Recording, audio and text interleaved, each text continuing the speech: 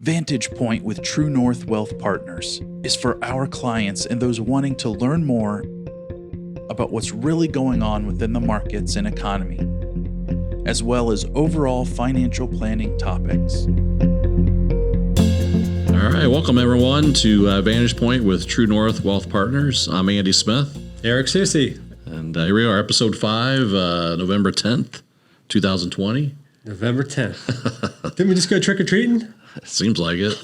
That's right. I just saw you at your house. That's right. Like, who was that guy? Call the cops. My girl's like, where's Andy? It's been a month since our last episode, and thankfully it's been a quiet month. Yeah, real quiet. Nothing going on. Not a lot going on. So we're gonna have to dig deep here to find some stuff to talk about. Of 20 items that we could talk about, I'm trying to whittle it down to maybe 8 to 10 just to keep it timely. But yeah, that's for sure. Let's guess dive right into it. Yeah. And COVID's probably the top of mind still. And with that said, with the COVID tracker, as you'll see on the report, still U.S. confirmed cases. We actually crossed the 10 million total mark. So 10,111,077. So that's since all this has begun. And as far as the last week's amount, it hit a high as well as 834,000 confirmed cases. So that's in the United States. U.S. has now taken the lead again. It was India, it was the United States and India, but now we're back to number one, unfortunately. So U.S. has the most, then India at 8.5 million versus our 10 million. And then Brazil is at about 5.6 million. So those are the top 3 total confirmed cases. So, these are the spikes. Europe had it, remember episode ago or 2, we're talking about how Europe had their spike up, and they definitely, we're just catching up to them now. And then heading into the fall, winter, this is, I'd say, probably next 2-3 months is crucial. And then the vaccine, as far as that's great news. Yesterday it came out. Yeah, promising. Yeah, definitely promising. And then that will be... It's amazing, a little stat on that. So it was 4 years, was the fastest vaccine ever produced within 4 years. It was 4 years. So with this, at least the biotech, drug companies, they all came together and got it done. Basically, this will be delivered, the first responders in December, and that will be 10 months. So 4 years down to 10 months. So that's awesome news for the country and for people here. It's great. Yeah. I think chickenpox was 60 years or something like that. It took I'm not 100% sure, but yeah, it's I don't know. Crazy. Yeah. So with that, what do you have on your? Yeah. So talking about the COVID, I know the nursing homes, right? It was and it still is kind of a big hotbed or definitely a concern. Yes. And so what the government had done, or what they had started to do to incentivize nursing homes to be more diligent, I guess is the right way to say it, as far as how they are dealing with COVID. And inside the nursing homes, they're trying to financially incentivize them to drop the number of cases in this case. And so last month, in September, from September to October, there was an overall drop in deaths in nursing homes by almost 27% month over month. And so the government actually dished out $333 million in October to, I think it was just over about 10,000 or so nursing homes. So that's equates to, I think it was roughly about $33,000 apprously per nursing home. Right. Yeah, so they're trying to incentivize financially coming in and say, hey, look, if there's reduced rates, just to get, again, I don't know the specifics as how that money is dished out or what it has to be used for, but just to kind of help with. I call that the carrot versus the stick. Yeah, that's one way to look at it, I guess. Yeah. Yeah, which I'm sure the nursing homes are glad to get that money, and I guess it makes sense to anything to help out and maybe make them more aware or thinking more about the virus. So, yeah, that's good. And then as far as moving on to the trading volumes, I always track that. But yesterday was 8.5 billion trades, obviously total trading volume, buy and sells. And that's the largest since back in June. We had 2 or 3 spikes in June, and then in March, obviously going through the recession in March. So Most of those were from you, I believe. Right? yes. So that's good news as far as more buys 2-to-1 on the buys versus sells, and so that's step in the right direction. And with that said, still averaging about 5 billion. So the average trading volume per day is down to about 5 billion now versus last year. We're still up 34% versus 2019 trading volume. So we're up 34% versus last year's trading volume. This year we're averaging about 5 billion trades a day, and yesterday was 8.5, which was, again, the highest since June/March. Yeah, so that's good. sort of a summary of that. And Good. And if I'm not mistaken, small caps were up.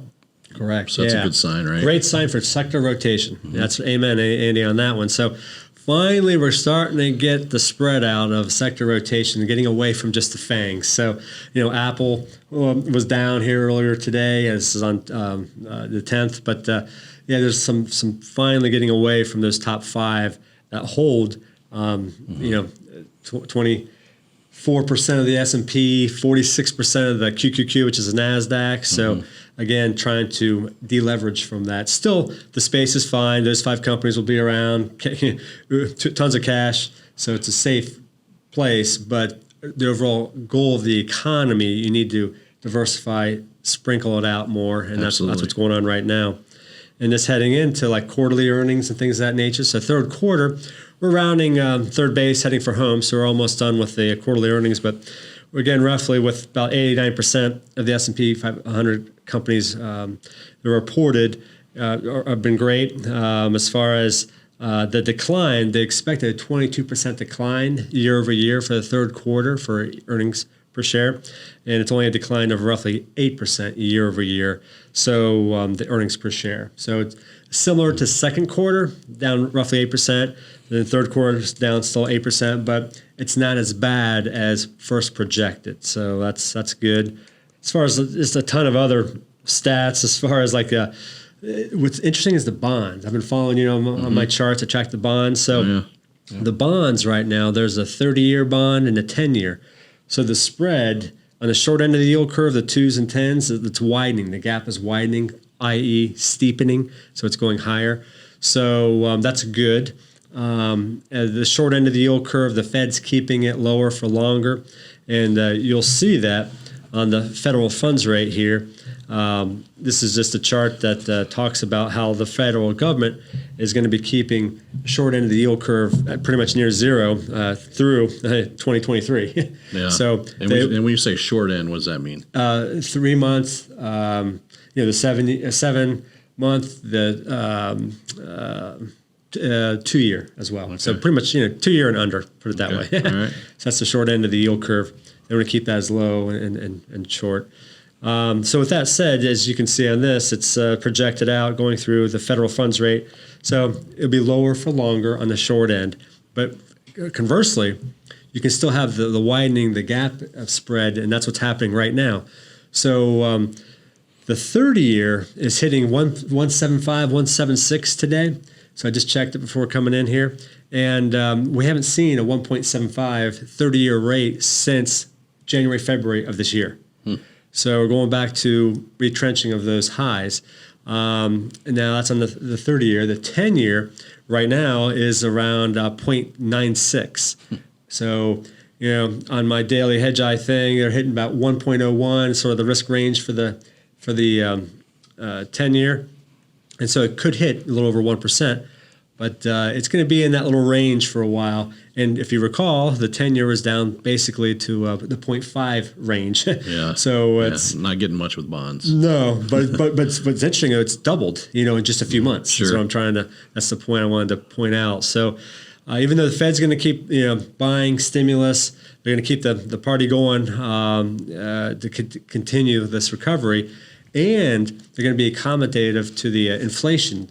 So inflation, they wanted to run over 2%, probably 2.5, even closer to 3 for a while. So they're not going to raise rates, like I said earlier in other episodes, for years to come. So they want to see inflation get closer to 3 and over-exaggerate on the long end for a while, because it's been in the 1-ish% for 10 plus years. Yeah, it's crazy. So, But inflation will, you'll start to see inflation. We talked about that as well over time. So, TIPS is a position to use, Treasury inflation protection, into next year as well. So a lot of moving parts, a lot of undercurrents still going on. And we'll be tactful and make the necessary changes to the models and certain asset classes as well.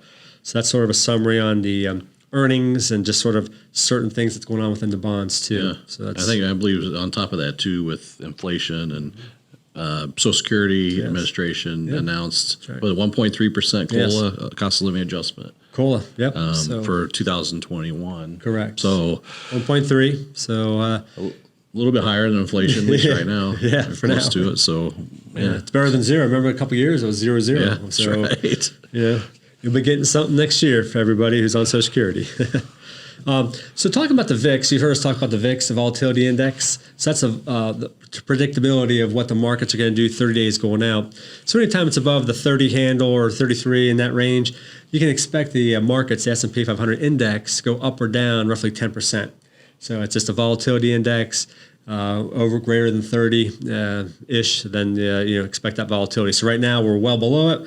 We approached 40 about 2 weeks ago. So right now we're in the about 26-ish range right now. So it's just something that we follow. It helps ascertain when to push money in, when to rebalance, things of that nature as well. So that's just an update on the volatility of the VIX. In addition, just talking about cash.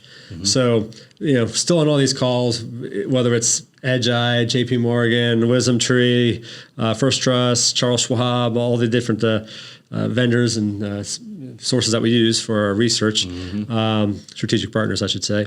On the First Trust call, that was actually today's call, this morning's call, we still have $8 trillion in cash. $8 trillion. Yeah. Not us. No. We'll be out in the Cayman Islands. Back up the truck. But that's a lot of money still to get redeployed into the market. So I say that helps for going into 2021. So with the reallocation starting to get away from the FANG type stocks, diversifying into other asset classes and sectors that have been underperforming, i.e. value-oriented stocks, small caps, yada, yada, yada. It's nice to see to have that cushion because these folks want to get a return of the money, whether it's interest or value-oriented positions. So you will start to see some of that trickle in, not all at once. They'll be stepping it in over time. So that's a good sign to have that little cushion there as well. Yeah, good. So in regards to, I guess the elephant in the room is elections. Woo! Oh gosh, I know. Gotta talk about it's part of our meetings and it's part of the investment world. So with that said, everybody's been beating around. I think the last everybody's just like no more. Yeah. But with that, you have to be strategic, and so. So with that said, looks like as of today, nothing's official yet. Nothing's confirmed. All that good stuff, but. Again, as of today, it looks like there's going to be Democrat president, Joe, and then the Republican Senate, and then you have the Democratic House. So if that's what it is, that's what the markets are anticipating. That's right. So no blue wave, and that's why they were happy. So markets took off. Yep. And the markets like gridlock, and they like clarity. And so far, it's not official. But if it plans out this way, then you'll have the clarity, and then you'll have the gridlock. Sure. Because they won't get through everything that they wanted to get through. So that's a checks and balances on both sides. That goes for both party sides as well. That's right. That's right. Yeah, it doesn't really matter who. Yeah, it would have been the same the other way, right? For the most part. For the most part, yeah. But the sectors that pay attention, you have to lean into. So, okay, the healthcare still should be okay. The biotech and still parts of the healthcare and the biotech, parts of the energy, whether it's the EV vehicles or what have you, solar, wind, all that. So parts of that will continue. Home builders, obviously IT. You're going to have the U.S. companies with China exposure because they'll be relaxed. Yeah, they'll do well. Yeah. So there's money to be made there. And U.S. infrastructure for sure. So those are some things that obviously we're monitoring, tweaking, and keeping an eye on. And then the key is obviously with the Georgia for the Senate. So that's why all these little question marks / hashtags. So that runoff's December, I think, 5th, if I recall, for the Georgia, for the Senate. So right now it's 48-48 for the Senate. Again, the market's assuming that the Republicans will keep the Senate once they get the North Carolina and Alaska. So that'll be 50-48. And then therefore, if, they would just need one seat. we just need one seat out of the Georgia, one of the two. Yeah. And then therefore it won't be 50 each, and then the vice president, and then it will be a blue wave, and there'll be reaction to that. So, again, that's what's, as we can see it, for everyone who's following the markets, that's how we all anticipate it going down. And then, I know there's still challenging, elections and all the votes and stuff. So obviously, certainly it looks a little sketchy, got to say it, but we'll see how it all plays out. And then summing it up on the Federal Atlanta, they always produce the GDP nowcast projections for the fourth quarter. The latest one just came out a couple of days ago, and they're now projecting a 3.5% positive GDP growth rate for the fourth quarter. So positive 3.5, and it fluctuates. There's many iterations that will come throughout the next few weeks, and then it will gyrate. It could get down to 3.1 or 3.8 or what have you, but at least it's positive. And Well, now what's the significance of the GDP? Well, you want it above zero. So as long as it's above zero, you're growing. If it's below zero, you're shrinking. That's as simple as that. So good question, though. That's good. But and then the personal savings rate, and as you can see here with the personal savings rate, it was really big early on with the PPP money. It's approaching 35%. And it's dropped back down because people are using it to live on, et cetera. But right now, it's about 14% is a savings rate right now. And this is the latest data points through September. But the good news is there will be more stimulus coming. It will be a skinny bill, probably not the $3 trillion, probably not the $1 trillion, but somewhere, 1.5 or whatever in between. So that will go targeted to those folks who need it. So that will help get that savings rate. And I say this because a historic average is about 6.7%. So that's another feather in the cap with the $8 trillion in cash in the sidelines, and you got the savings rate there. It's all good. Yeah, you wonder what the trickle effect of that is, right? I mean, people aren't traveling as much; they're not doing as much, right? So they're saving more money, which is good. Yes, but the economy needs them out spending some of that, right? So, can't be locked down. I hear you. No, you gotta. So it's kind of a combination, but hopefully, you kind of use certain times of your life, I guess, to save a little bit more money, and hopefully, this is one of those. Yes. And then another chart we'll probably end on the chart with is the PE, price to earning ratio for the stock market. So historically, it's been about 15.3 is the PE overall. And then currently right now, it's about 20.6. This is average. This is through November 3rd. So with the run up, so it's going to be probably higher than 20.6, probably 22-ish or so right now.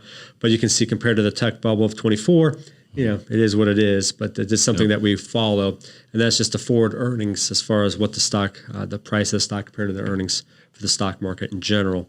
What would you call some tips of the month then? So let's hear about your what podcast do you like? Tips of the month. Oh yeah, we were just talking earlier about obviously with our podcast. Yeah. I mean, all we do. I mean, I watch it at least half a dozen times a day.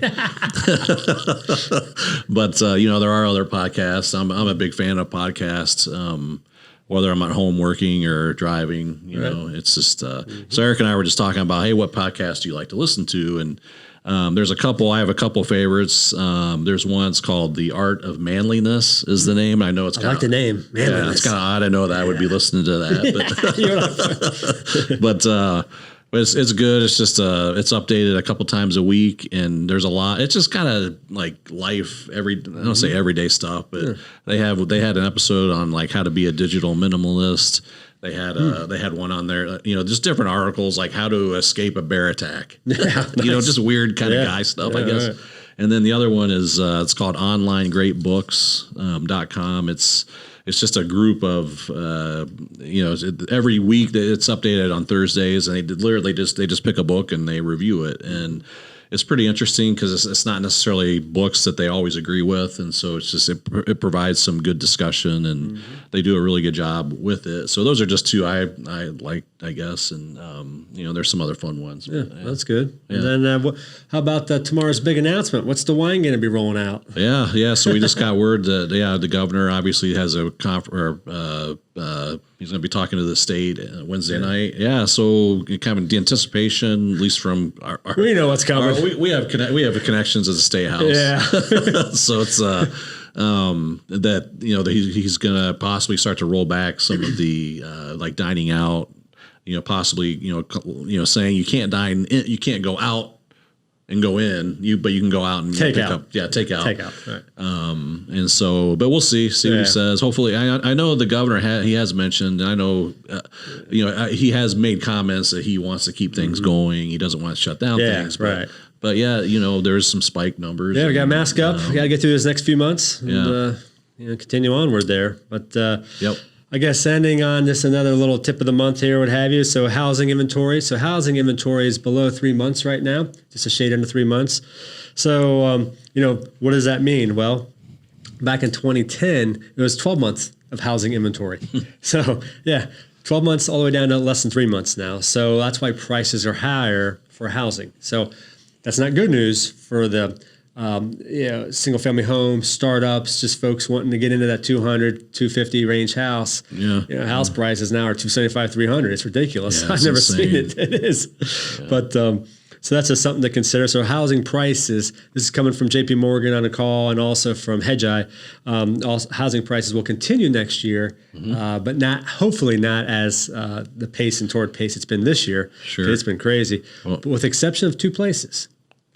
Hawaii and Vegas. Okay. All right. So that's the two exceptions as far as for next year at this time in this space. But the market in Columbus has been it's on crazy. fuego. Yeah. We're a bubble, folks. So we've always been a bubble here. We're very fortunate. Excuse me. That so we're shielded from a lot of the severe recession things that do go on nationwide. So Ohio's a great place to live. Love it. Family's awesome, and people like it. Yep, they want to be here. So next month, what's on the tap? So next month, we'll have obviously talking about the markets. Probably we'll have talk through some of the election results from the Senate races and just other things. Fine tuning some stuff. Yeah, regarding that, we have one of our strategic partners, Matt, who is one of our estate planning attorneys that we refer clients to, will be coming in talking about just some end of the year tips for. Just to button up your estate plan. It'd be fun. All right. It's nice not having to forcefully have to take RMDs for this year, which we were discussing earlier. So absolutely, if you want it, you can, but you're not required to. So it's all part of it. Absolutely.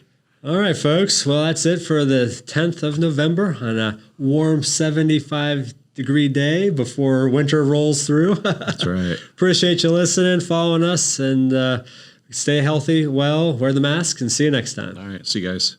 You can reach this episode on our website at mytruenorthwp.com, by other podcast venue sites, or by calling us at 614-929-2715. Also, feel free to share this episode with friends and family and sign up for our weekly email market updates via our website. Special thanks to our producer Nathan, as we will be producing these episodes on a monthly basis.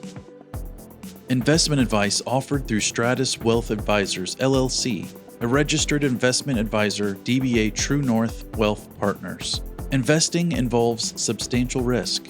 True North Wealth Partners and Stratus Wealth do not make any guarantee or other promise as to any results that may be obtained from this. The opinions voiced in this material are for general information only and are not intended to provide specific advice or recommendations for any individual. The economic forecasts set forth in this material may not develop as predicted, and there can be no guarantee that strategies promoted will be successful. No reader should make any investment decision without first consulting his or her own personal financial advisor and conducting his or her own research and due diligence.